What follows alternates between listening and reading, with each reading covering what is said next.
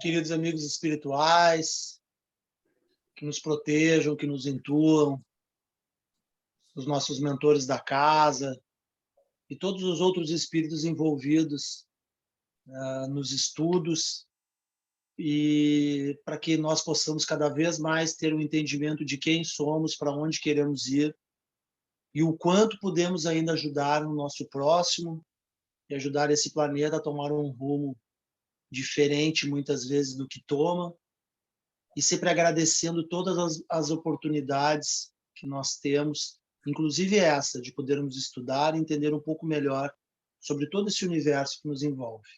Pai nosso que estais no céu, santificado seja o vosso nome, venha a nós o vosso reino, seja feita a vossa vontade, assim na terra como no céu.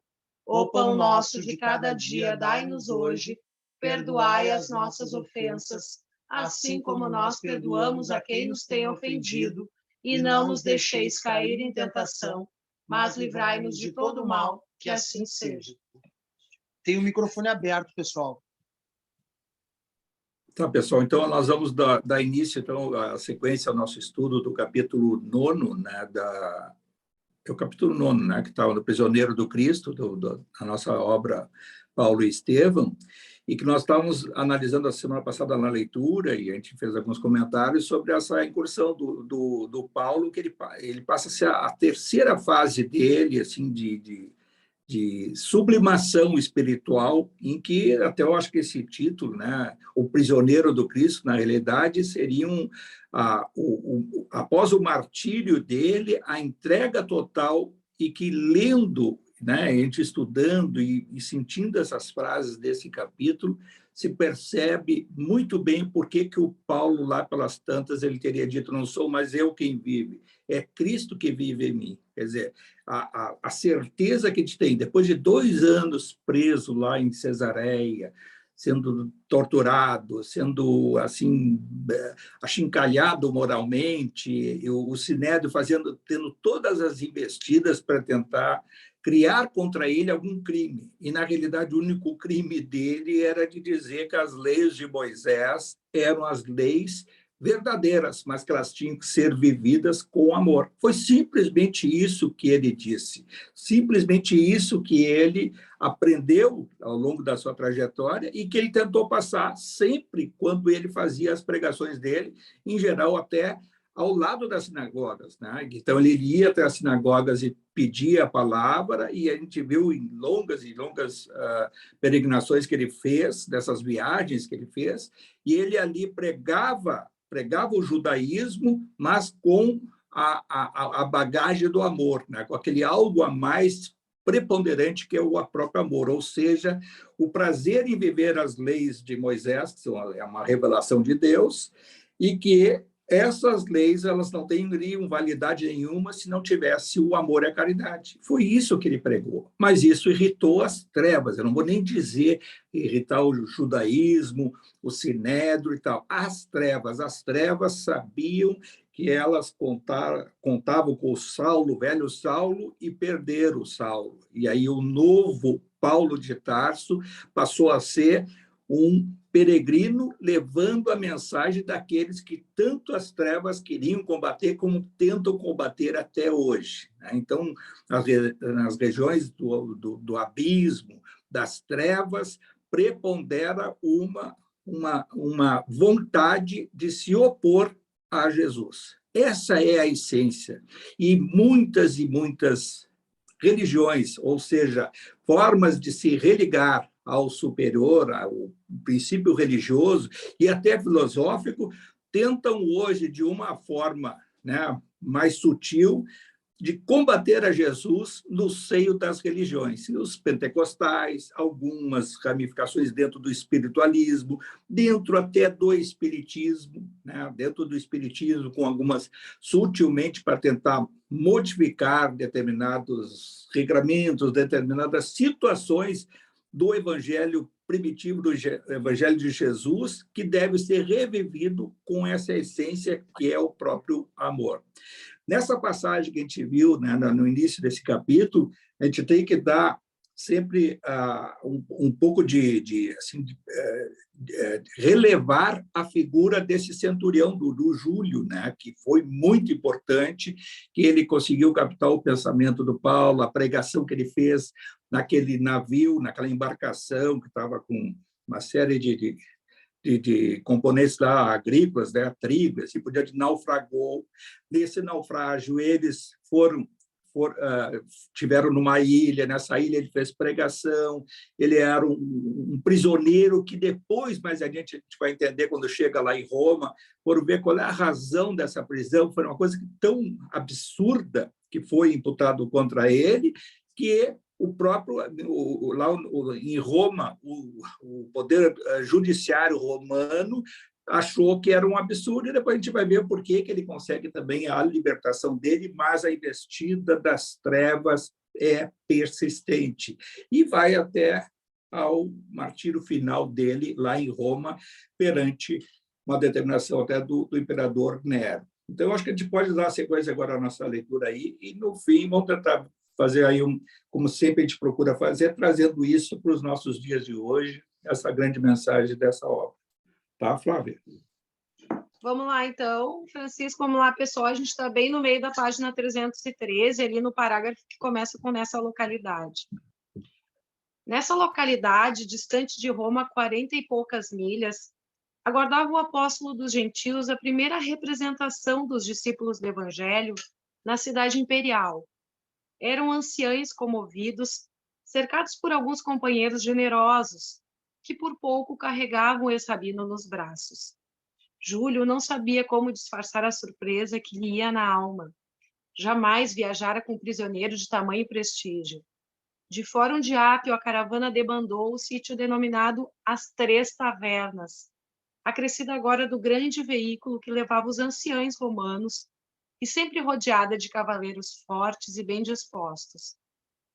Nessa região, singularmente nomeada em vista do grande conforto de suas hospedarias, outros carros e novos amigos esperavam Paulo de Tarso com sublimes demonstrações de alegria.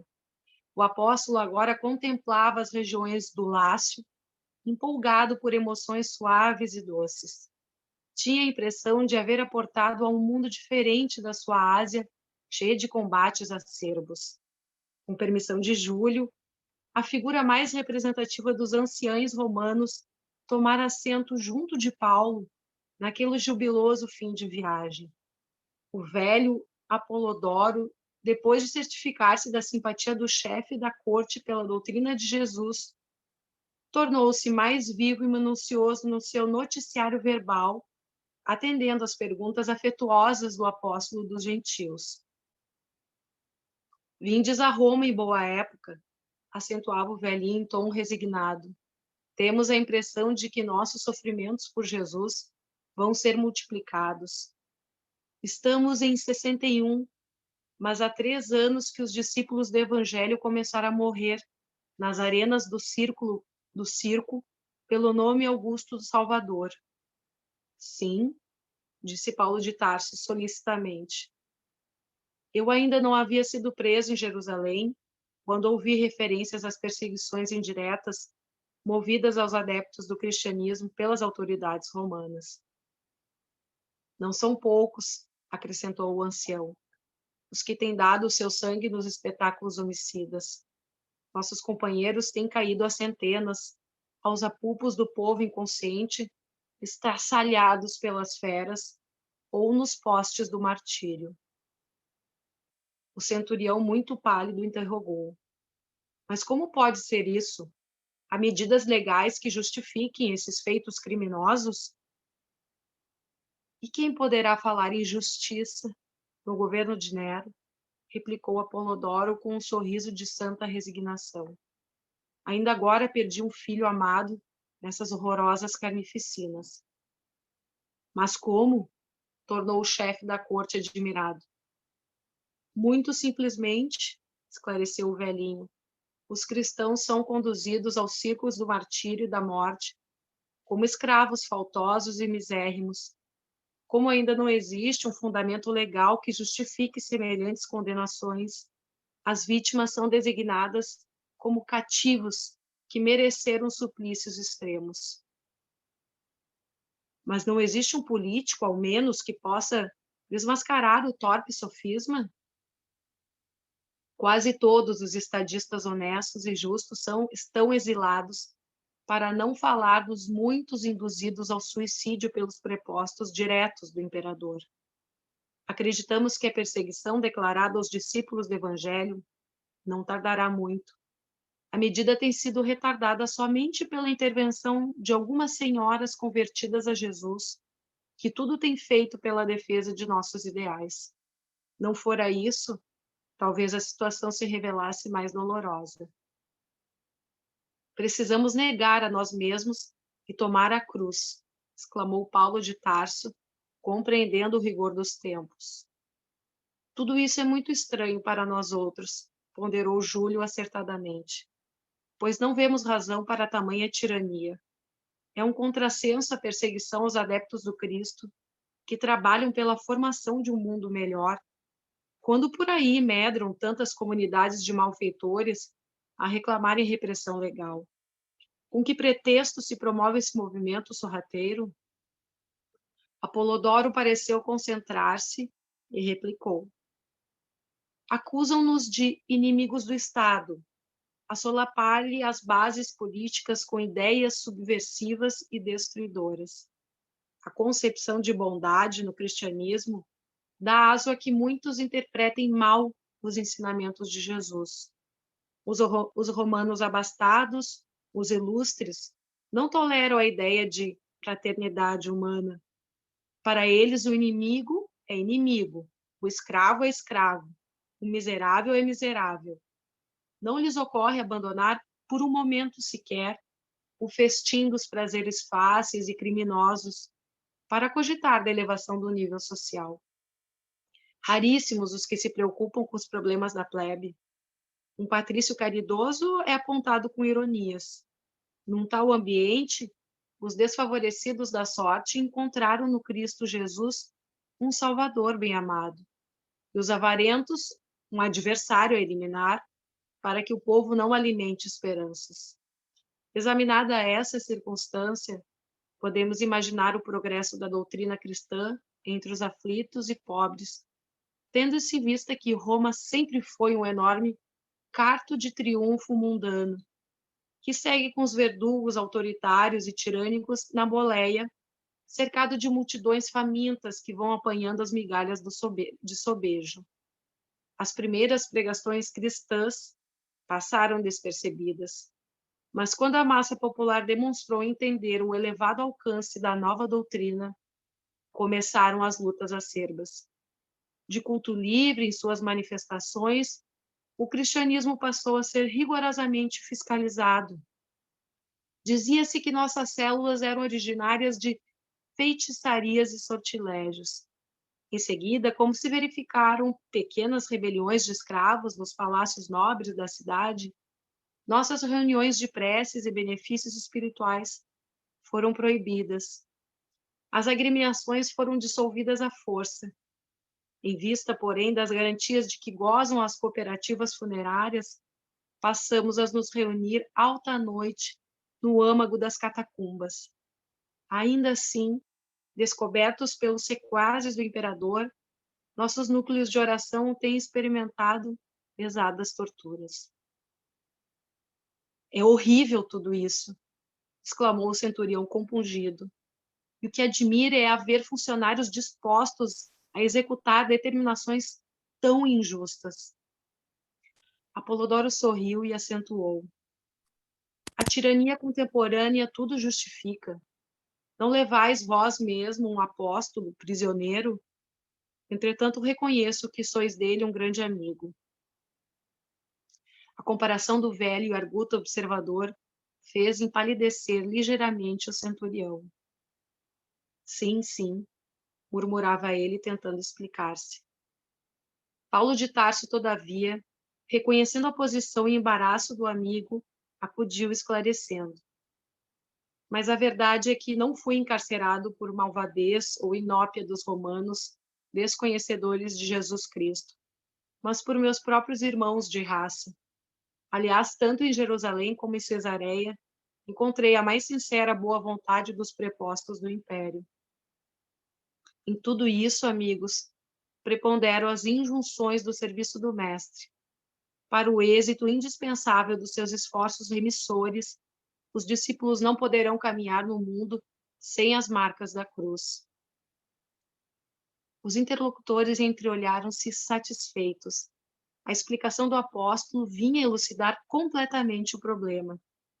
O grupo numeroso alcançou Alba Longa, onde novo contingente de cavaleiros esperava o valoroso missionário.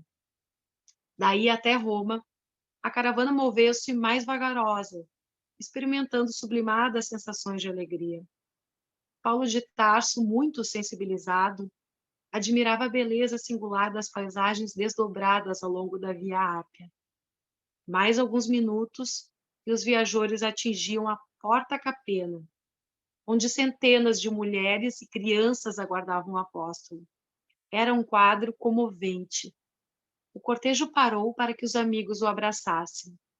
Eminentemente emocionado, o centurião acompanhou a cena inesquecível, contemplando anciãs de cabelos nevados, osculando as mãos de Paulo com infinito carinho. O apóstolo, enlevado naquelas explosões de afeto, não sabia se havia de contemplar os panoramas prodigiosos da cidade das Sete Colinas, se paralisar o curso das emoções para prosternar-se em espírito, num preito justo de reconhecimento a Jesus. Obedecendo às ponderações amigas de Apolodoro, o grupo dispersou-se. Roma inteira banhava-se suavemente no crepúsculo de opalas. Brisas cariciosas sopravam de longe, balsamizando a tarde quente. Considerando que Paulo precisava de repouso, o centurião resolveu passar a noite numa hospedaria e apresentar-se com os prisioneiros no dia imediato ao quartel dos pretorianos, depois de refeitos da longa e exaustiva viagem.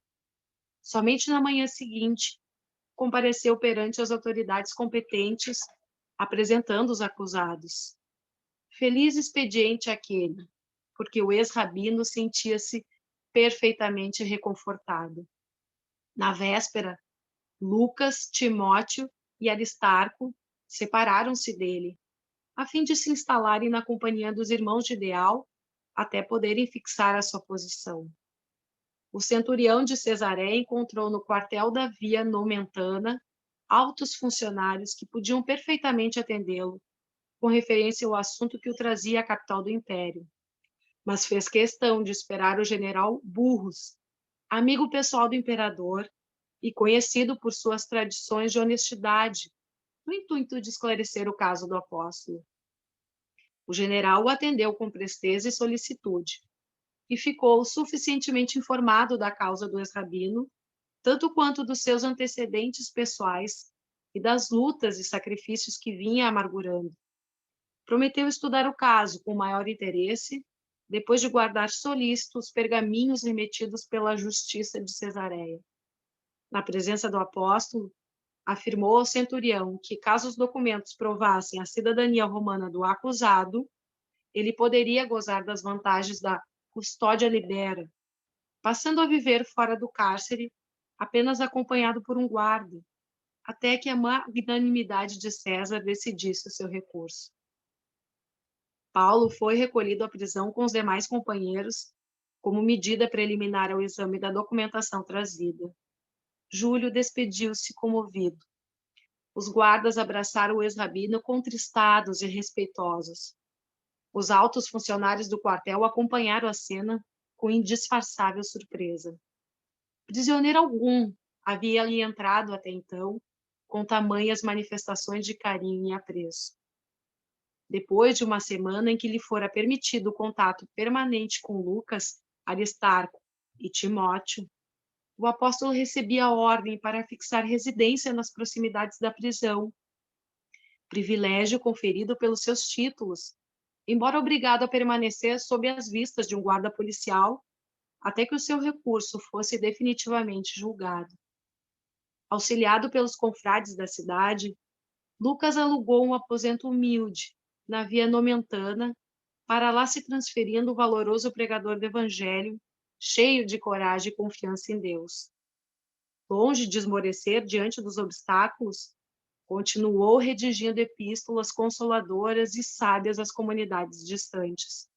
No segundo dia de sua nova instalação, recomendou aos 3 companheiros procurassem trabalho, para não serem pesados aos irmãos, explicando que ele, Paulo, viveria do pão dos encarcerados como era justo, até que César pudesse atender ao seu apelo.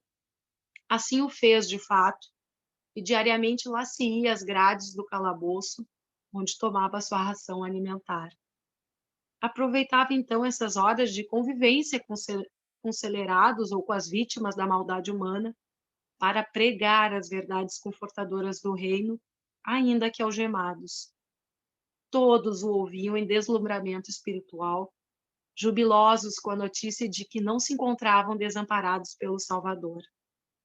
Eram criminosos do Esquilino, bandidos das regiões provincianas, malfeitores da Suburra, servos ladrões entregues à justiça pelos senhores para a necessária regeneração, e pobres, perseguidos pelo despotismo da época, que sofriam a terrível influência dos vícios da administração. A palavra de Paulo de Tarso atuava como um bálsamo de santas consolações. Os prisioneiros ganhavam novas esperanças e muitos se converteram ao Evangelho, como Onésimo, o escravo regenerado, que passou a história do cristianismo na carinhosa epístola Filemon.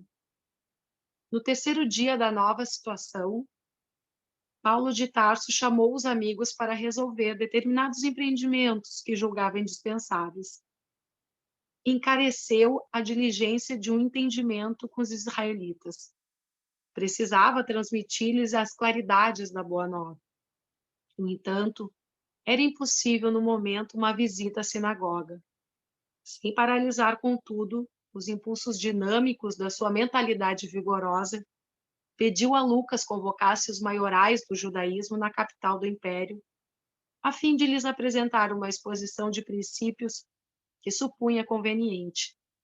Na mesma tarde, grande número de anciães de Israel comparecia no seu aposento. Paulo de Tarso expõe as notícias generosas do reino de Deus, esclarece a sua posição, refere-se às preciosidades do Evangelho. Os ouvintes mostram-se algo interessados, manciosos de suas tradições, acabam tomando atitude reservada e duvidosa. Quando terminou a oração entusiástica, o Rabi Menandro exclamou em nome dos demais: Vossa palavra merece nossa melhor consideração. Entretanto, amigo, ainda não recebemos nenhuma notícia da Judéia a vosso respeito. Temos, todavia, algum conhecimento desse Jesus a quem vos referis com ternura e veneração. Fala-se dele em Roma como de um revolucionário criminoso que mereceu o suplício reservado aos ladrões e malfeitores em Jerusalém. Sua doutrina é a vida por contrária à essência da lei de Moisés. Sem embargo, desejamos sinceramente ouvir-vos sobre o novo profeta com a calma necessária. Por outro lado, é justo que não sejamos nós apenas os ouvintes dessas notícias singulares. Convém que vossos conceitos sejam dirigidos à maioria dos nossos irmãos, a fim de que os julgamentos isolados não prejudiquem os interesses do conjunto.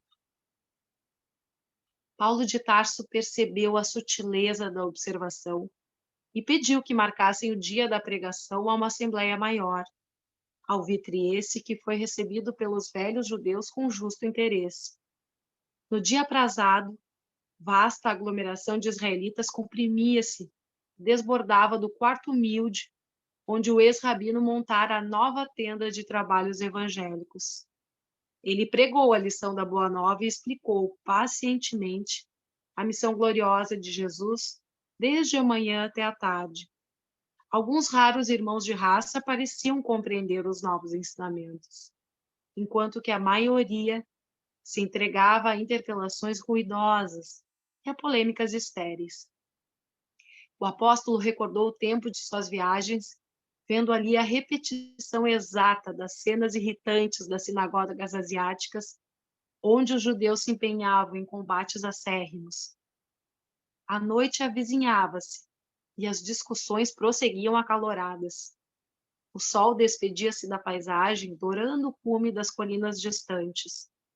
Observando que o ex-rabino fizera uma pausa para ganhar algum fôlego, Lucas aproximou-se e confidenciou-lhe: Dói-me constatar quanto esforço despendes para vencer o espírito do judaísmo. Paulo de Tarso meditou alguns momentos e respondeu: Sim, verificar a rebeldia voluntária dá enfado ao coração. Contudo, a experiência do mundo tem me ensinado a discernir de algum modo a posição dos espíritos. Há duas classes de homens para as quais se torna mais difícil o contato renovador de Jesus. A primeira é a que vinha em Atenas, e se constitui dos homens envenenados pela falaciosa ciência da terra. Homens que se cristalizam numa superioridade imaginária e muito presumem de si mesmos. São estes, ao meu ver, os mais infelizes. A segunda é a que conhecemos nos judeus recalcitrantes, que, possuindo um patrimônio precioso do passado, não compreendem a fé sem lutas religiosas, petrificam-se no orgulho de raça e perseveram numa falsa interpretação de Deus. De tal arte, entendemos melhor a palavra do Cristo, que classificou os simples e pacíficos da terra como criaturas bem-aventuradas. Poucos gentios cultos e raros judeus crentes na lei antiga estão preparados para a escola bendita da perfeição com o Divino Mestre. Lucas passou a considerar o justo conceito do apóstolo, mas a esse tempo, as palestras ruidosas e irritantes dos israelitas pareciam o fermento rápido de pugilatos inevitáveis. O ex-rabino, porém, desejoso de paz, subiu novamente à tribuna e exclamou: Irmãos, evitemos as contendas estéreis e ouçamos a voz da própria consciência. Continuai examinando a lei e os profetas, nos quais encontrareis sempre a promessa do Messias, que já veio. Desde Moisés, todos os mentores de Israel referiram-se ao Mestre com caracteres de fogo. Não somos culpados da vossa surdez espiritual. Invocando as discussões ferinas de há pouco, recordo a lição de Isaías, quando declara que muitos hão de ver sem enxergar e ouvir sem entender. São os espíritos endurecidos, que, agravando as próprias enfermidades, culminam em lutas desesperadoras para que Jesus possa, mais tarde, convertê-los e curá-los com o bálsamo do seu infinito amor. No entanto, podeis estar convictos de que essa mensagem será auspiciosamente recebida pelos gentios simples e infelizes, que são, na verdade, os bem-aventurados de Deus. A declaração franca e veemente do apóstolo caiu na assembleia como um raio, impondo absoluto silêncio.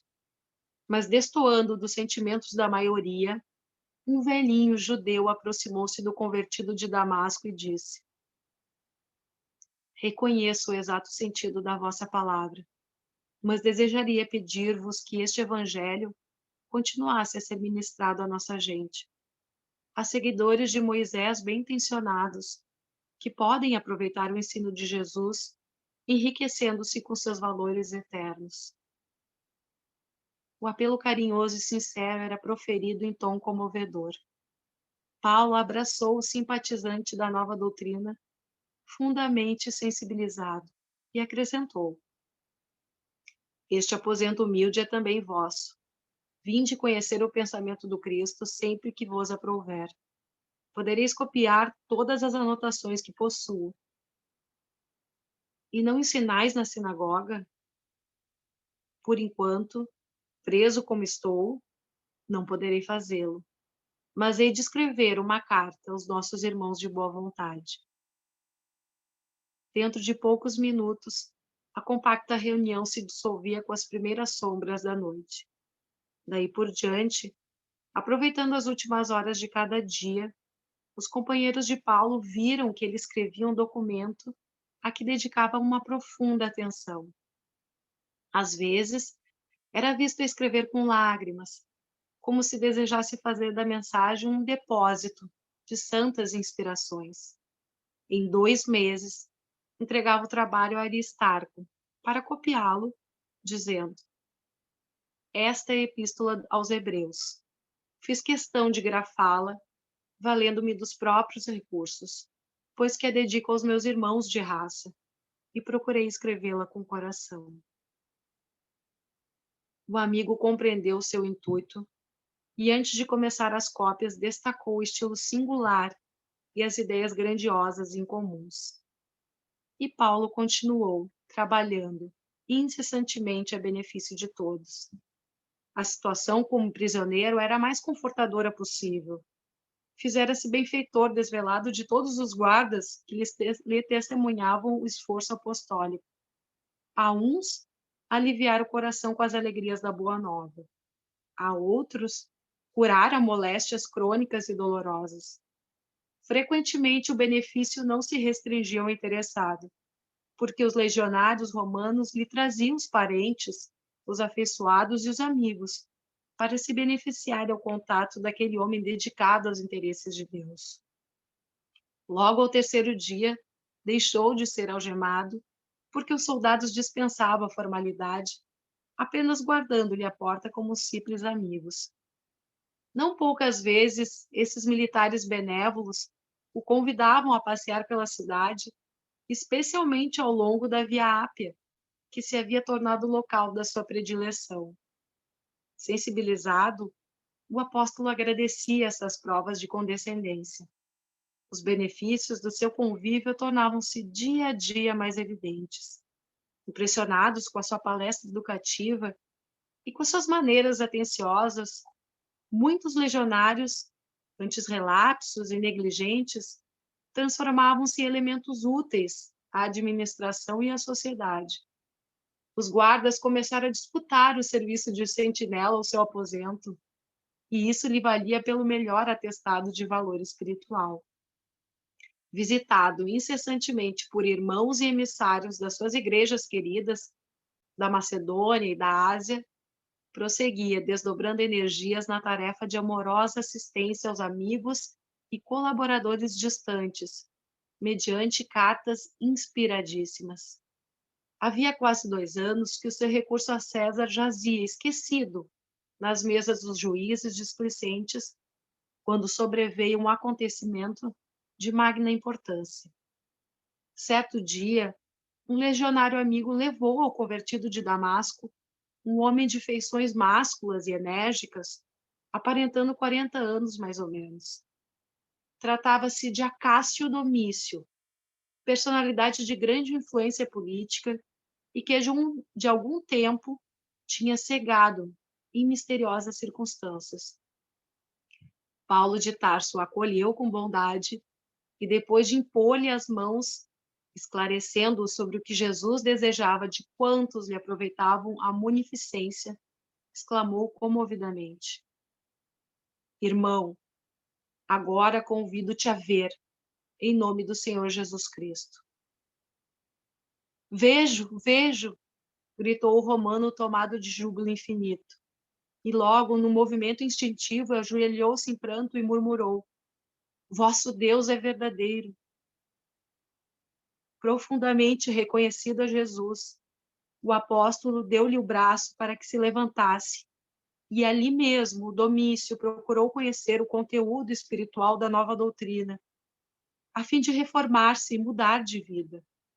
Solícito, anotou logo as informações relativas ao processo do ex-rabino, acentuando ao despedir-se: Deus me ajudará para que possa retribuir o bem que me fizestes. Quanto à vossa situação, não duvideis do desfecho merecido, porque na próxima semana teremos resolvido o processo com a absolvição de César. De fato, Decorridos 4 dias, o velho servidor do evangelho foi chamado a depor. De conformidade com as ordens legais, compareceu sozinho perante os juízes, respondendo com admirável presença de espírito às menores arguições que lhe foram desfechadas. Os magistrados patrícios verificaram a inconsistência do libelo, a infantilidade dos argumentos apresentados pelo Sinédrio, e não só atendendo à situação política de Acácio, que empenhara no feito os bons ofícios de que podia dispor, como pela profunda simpatia que a figura do apóstolo despertava, instruíram o processo os mais nobres pareceres, restituindo por intermédio de Domício para o veredito do imperador. O generoso amigo de Paulo regozijou-se com a vitória inicial, convencido da próxima liberdade do seu benfeitor. Sem perda de tempo, mobilizou as melhores amizades, entre as quais contava Popéia Sabina, conseguindo afinal a absolvição imperial. Paulo de Tarso recebeu a notícia com votos de reconhecimento a Jesus.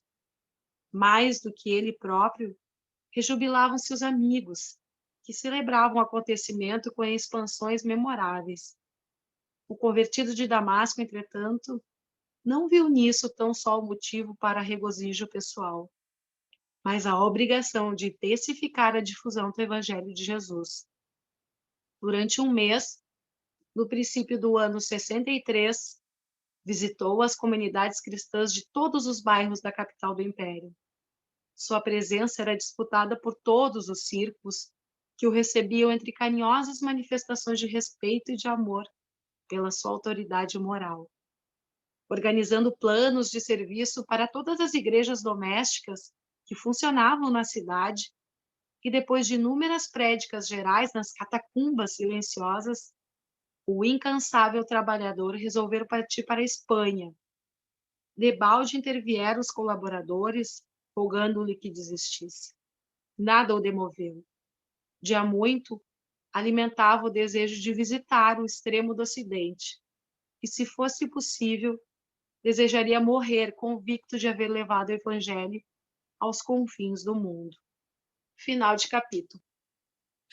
Bom, pessoal, a gente vê assim, cada vez que vai avançando mais o texto, o que é um espírito em processo de sublimação, né? Cada vez menos encarnado e cada vez mais espírito. A gente vê assim essa aproximação que ele teve com a Popéia Sabina era a mulher do Nero, e é a mesma que ele se aproxima, ela fica muito atraída por ele, pelo magnetismo, né, espiritual dele, e ela vai ser muito importante depois quando o João, o evangelista, está preso, e ele pede para ela para soltar o João, e ela atende, né?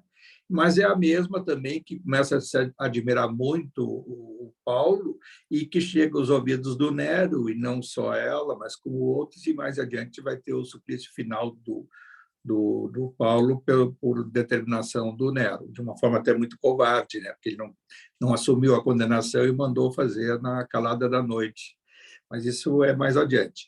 Agora, a gente vê também que ele passou aqueles 2 anos em Cesareia, 6 meses no mar, com aquele naufrágio que aconteceu durante 6 meses, aquela viagem dele, até ele chegar em Roma.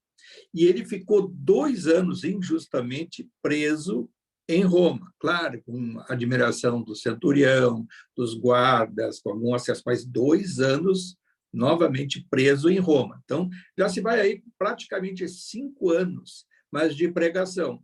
E exatamente desses 5 anos é que surgiram o conteúdo mais precioso que nós temos hoje no cristianismo. Não vou falar da igreja, do cristianismo, que são as cartas do Paulo.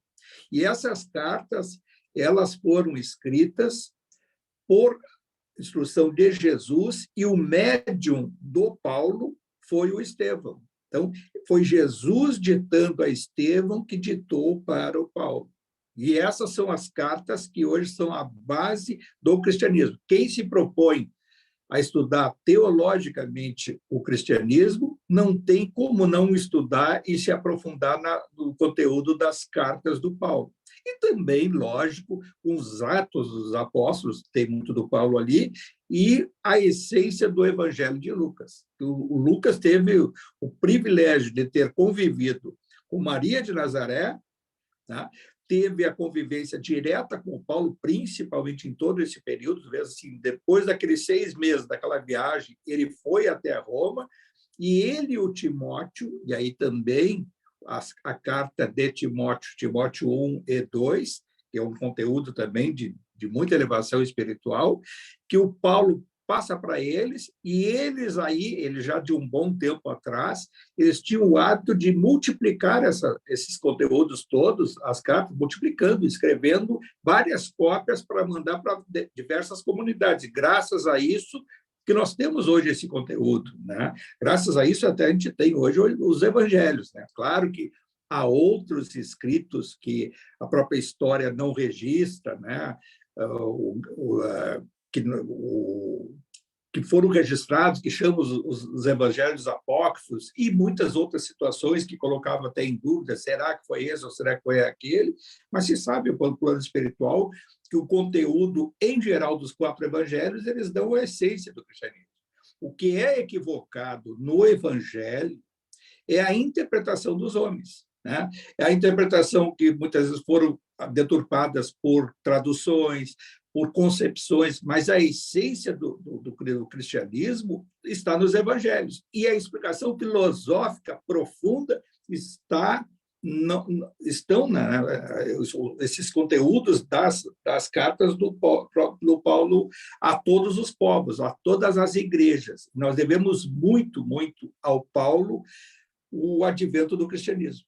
Eu acho que agora a gente está chegando até na parte final dessa obra, não há mais dúvidas para nós o quanto da elevação, né, da elevação espiritual do Paulo e da gratidão que todos nós temos que ter ao Paulo por trazer para nós os ensinamentos de Jesus.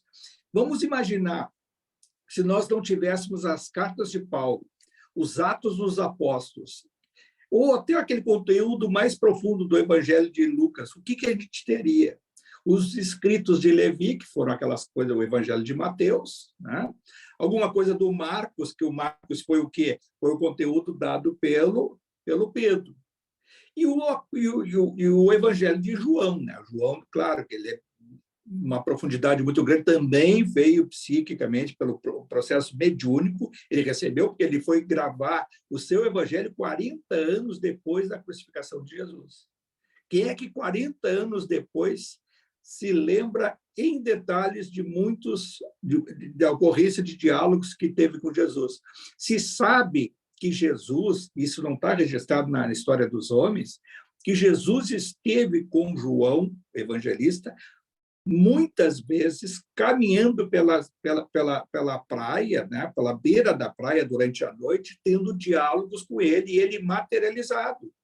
Ele, um agênere, né, materializado, espírito materializado, que teve diálogos com João e visitava a Maria de Nazaré, né, em Cafarnaum, em Éfeso também, depois, quando ele esteve lá na ilha de Patmos, e assim sucessivamente. Essas situações que a história dos homens não registra e que nós devemos a quem? A essa figura também maravilhosa do Emmanuel. Essa obra é do Emmanuel, e quem é que é o Emmanuel? Nessa época aí, era um senador, Públio Lentulus Cornélius, há 2000 anos atrás, aquela obra. E o Públio Lentulus Cornélius, senador, vai se encontrar numa dessas pregações com o Paulo. O Paulo, pregando numa daquelas esquinas, vielas lá em Roma, o Públio Lentulus vê aquela aglomeração e vai vendo aquele encantamento das pessoas ouvindo o Paulo e se aproxima do Paulo e tem com ele um rápido diálogo. Mas aquela visão do Públio com o Paulo, ele jamais esqueceu. E ele, nessa obra, e ele como espírito, né, como mentor espiritual, quer dizer, mentor que acompanhou Chico Xavier. E quem era o Chico Xavier? Tudo aquilo que a gente sabe, né? Talvez o Chico Xavier, o espírito do Chico Xavier, tenha sido dos mais, vai colocar uma meia dúzia de espíritos mais sublimes que tiveram sobre a Terra, foi o espírito de Chico Xavier, que foi tudo aquilo do seu passado. Todas aquelas experiências encarnatórias e, fundamentalmente, o quilate espiritual dele de aproximação. Não era de graça que Jesus dizia que era o discípulo amado, né? Apesar de, naquela época, ser um pós-adolescente, 16, 17 anos, até a crucificação, foi o João Evangelista, que tinha sido o druida que ia preparar a vinda de Jesus 50 anos antes, que, na época, era um sacerdote, que se chamava Allan Kardec, e que depois vem a assumir esse pseudônimo por orientação de um outro espírito sublime, João Batista, o Espírito da Verdade, que havia sido o quê? Elias e Moisés. Então, a gente vê assim, todo esse encadeamento e vê assim, o quilate de espíritos que tiveram sobre nós. O Paulo de Tarso, que vai reencarnar com o Martim Lutero, mas Martim Lutero não ficou sozinho, naquela época estava o Barnabé, o irmão José, esse José Barnabé, reencarnado com ele lá na Alemanha, na Prússia, naquela época, fazendo a sua pregação da reforma da igreja. Quer falar o quê? Eu queria só pegar um gancho nisso aí que tu tá falando, só antes que eu me esqueça, que tu tava falando das trevas, né? Que muitas vezes as trevas não contavam, né? Com essa perda do Saulo para o Paulo, né? E, na realidade, a maior falha, assim, ao meu ver, das trevas é que ela tem uma grande desvantagem que se chama tempo, né? Porque o tempo é o que mais derruba as trevas. O tempo não trabalha a favor das trevas, ele trabalha só a favor da luz, né? O tempo E não só isso, Kiko, as trevas, sem perceber, eles não percebem, tá? O mundo lá embaixo, inteligentes, são muito inteligentes. Eles perdem psiquicamente o controle espiritual numa vibração superior. Por exemplo, eles não conseguiram detectar a vinda do João Evangelista e o Francisco de Assis, entre outras encarnações, como Kardec. Eles não conseguiram perceber que o Francisco de Assis estava reencarnando na França com a missão de vir o Consolador prometido exatamente até para ele, porque foi o Evangelho de João é que previu o Consolador prometido. Jesus disse, não. Nicodemos, lembra aquele diálogo lá com Nicodemos que falava que na hora certa vou enviar o Consolador e haverá de ficar para todo sempre com vocês, explicando todas as coisas. E há pessoas que acham até hoje que é a vinda de alguém em nome de Jesus ou ele próprio. O Consolador é a doutrina espírita. E o mundo da luz sabia que tinha essa investida e tentou atacar diversos médios na época de Kardec, do Hipólito Rivaio, do professor Rivaio, e eles atacaram vários outros médios que estavam se sobressaindo, achando que esse que eram os enviados da luz para trazer o Consolador, para trazer as mensagens do plano superior. E o Kardec ficou até 50 anos naquele processo só estudando, sem ele perceber, né? O projeto era do mundo da luz, o mesmerismo, o magnetismo, né?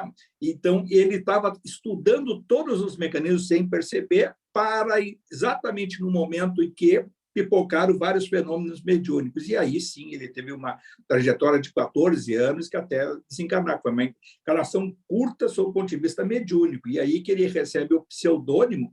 E aí as trevas não conseguiram se aproximar de uma forma tão efetiva, mas se aproximaram de quem? Da sociedade parisense, jogando muitas vezes na dúvida, no descrédito e levando outros médiuns ao ridículo público e levando para o lado mercantilista, né, do escândalo e assim por diante. Isso não só aconteceu naquela época, as trevas também patrocinaram outros distúrbios. Em 1870, um ano depois do desencarne do Kardec, houve já mais uma guerra envolvendo a França com a Alemanha, na Prússia antiga, né? E também na época de Joana d'Arc, também a Joana d'Arc, que era o Judas reencarnado, também a guerra dos 100 anos da França contra a Inglaterra. Então, foi ali sempre essas investidas das trevas para não permitir que o mundo da luz se organizasse.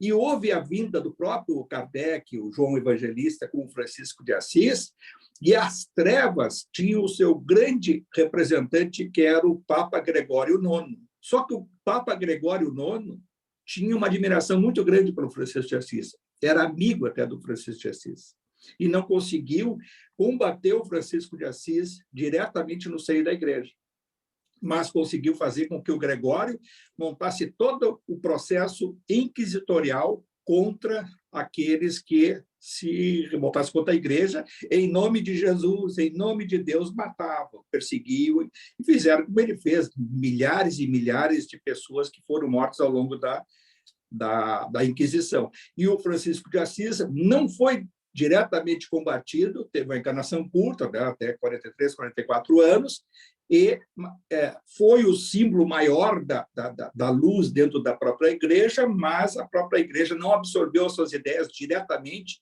porque por duas razões. Primeiro, porque o movimento das trevas, e o segundo, porque o Gregório foi neutralizado pelo mundo da luz, pela energia do Francisco de Assis, que fez com que o outro homem disse assim, ó, não vou perseguir esse cara, para mim o que vem dele é uma coisa que me faz me aproximar de um sentimento que ele não... O Gregório dizia já naquela época, isso está nas obras, né? Essas também é psicografadas, a própria obra, aquela lá do Francisco de Assis, que ele dizia que tinha um sentimento interior que não levava ele a ter ímpetos, impulso contra o Francisco de Assis. E depois, claro, a gente lendo Libertação, vai ver a libertação do Gregório, da mãe dele se aproximando, a Matilde, aí vai ver quem é que está recebendo aquela psicografia, o mesmo Francisco de Assis encarnado no Chico Xavier. Vejam como é bonito e a gente percebe todas essas coisas que se encadeiam. Aí o que fica de assim, do geral dessa mensagem? Não tem como a gente achar que vai se libertar, que vai alcançar a plenitude espiritual, a purificação do nosso espírito, se não for através dos ensinamentos de Jesus. Não tem como. Se está lá no Evangelho, não é chavão dizer assim, ninguém vai ao Pai senão por mim, como Jesus diz. Isso muitas vezes eu li e não entendia. Hoje eu compreendo por essas coisas. O que significa isso? Se não tiver desenvolver interiormente o dom da bondade, não chega à pureza espiritual, não chega ao Pai, não chega a Deus, a energia perfeita. E isso tem que ser cristalino na nossa vida quando a gente se propõe a ser um cristão. E não ser cristão não significa ser católico, espírita, nem coisa nenhuma. O mundo espiritual não é nada disso. O mundo espiritual mais elevado do que a nossa dimensão aqui, terra, umbralina, não tem religião.